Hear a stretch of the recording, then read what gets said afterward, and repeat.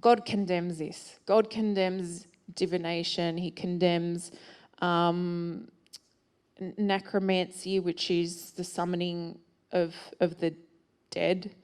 There's a lot of that happens in the world today, and people do it innocently. People are, I remember having a chat with my neighbour. She was telling me about how her husband, she talks to her husband who comes into the home, and I tried to, who's passed, that's right, sorry. So he passed.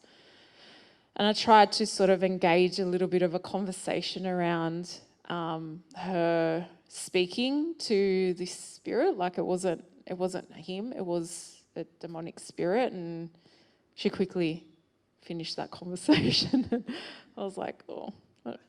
I just prayed for her, and then again, I've heard of actually Christians. So a family friend, she's a Christian. She lost her husband. He was a Christian as well, and she found herself actually just talking to him around the house. Obviously, in the midst of the grief, she just found herself talking to him.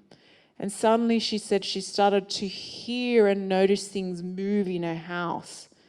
And she was sharing this with my mum and one of her daughters. And mum was like, you need to stop that. Like, you're actually not realizing that you're opening a door without knowing, in the midst of her turmoil and grief, to demonic spirits to start operating and showing up. And then that's how people get sucked in. It's like, oh, he spoke to me, or